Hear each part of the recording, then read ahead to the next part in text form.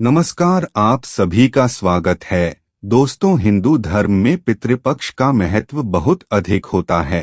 हमें पितृपक्ष में कुछ ऐसे कार्य करने चाहिए जिससे हमारे घर में पितृशक्ति का वास हो। पितरों को प्रसन्न करने के लिए गरुड़ पुराण में भगवान श्री कृष्ण ने बहुत ही महत्वपूर्ण उपाय बताए।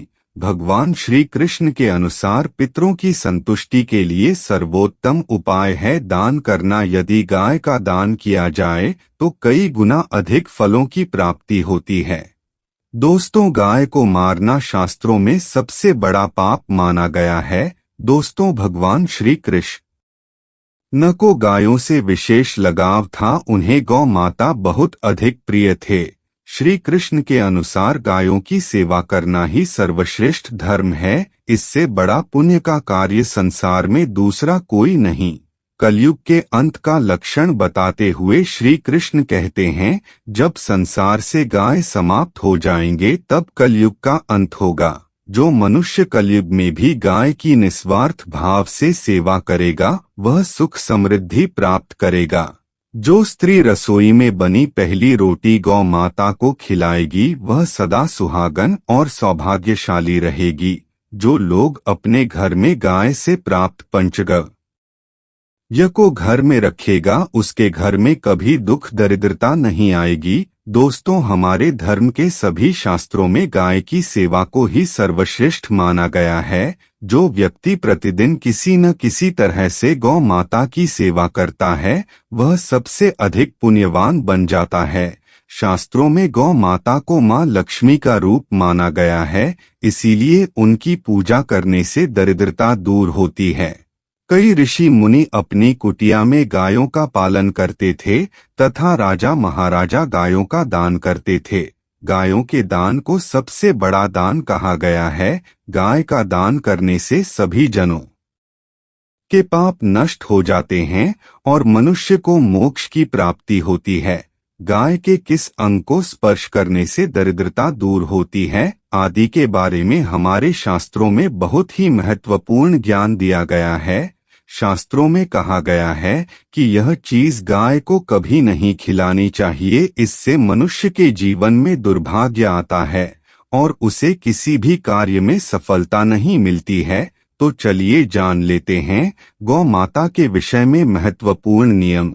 सबसे पहली बात है, ज्योतिष शास्त्र के अनुसार कुंडली में यदि पितृ दोष होता है तो अन्य उपायों के साथ गौ माता को प्रतिदिन रोटी और घास खिलाने से लाभ होता है और पितृ दोष से मुक्ति मिलती है। गोमूत्र यानी कि गाय का मूत्र बहुत ही उपयोगी, पवित्र और स्वास्थ्य की दृष्टि से अत्यंत हितकारी होता है। आध्यात्मिक दृष्टि से तो गोमूत्र का महत्व है ही, साथ ही वैज्ञानिक और स्वास्थ्य की दृष्टि से भी गोमूत्र के बहुत से लाभ बताए गए हैं।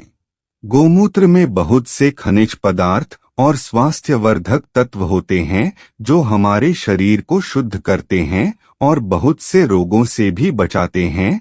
साथ ही कुंडली में शुक्र ग्रह की स्थिति को मजबूत करने के लिए ज्योतिष शास्त्र के अनुसार सुबह के भोजन में सबसे पहली रोटी निकालकर एक सफेद गाय को खिलाना शुभ माना जाता है।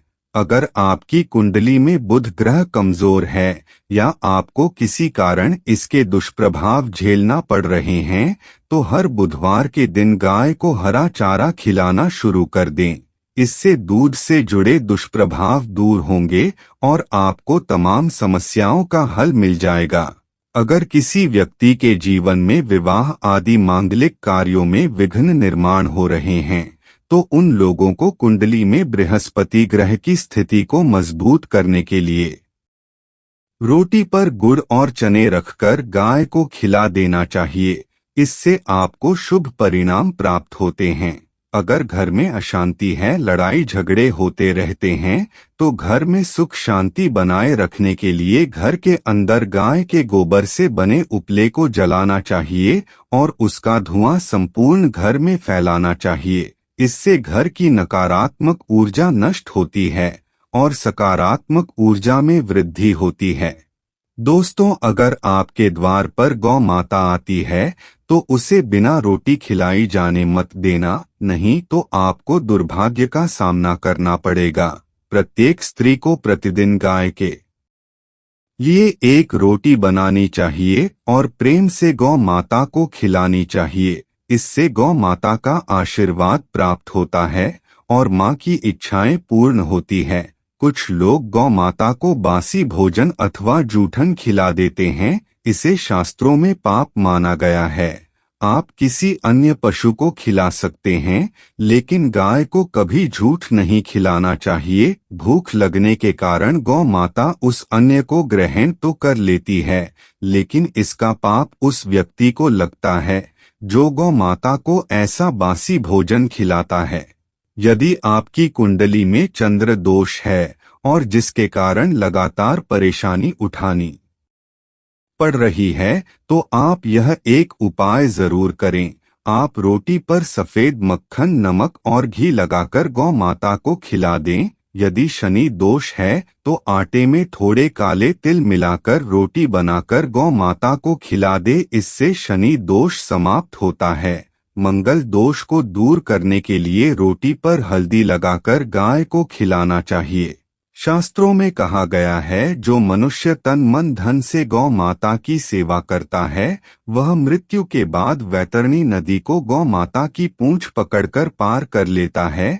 उस व्यक्ति की अकाल मृत्यु नहीं होती है और उसे मोक्ष की प्राप्ति होती है। तो दोस्तों, इस प्रकार से आप सभी गौ माता की सेवा जरूर करें। उम्मीद है आपको यह जानकारी अच्छी लगी होगी।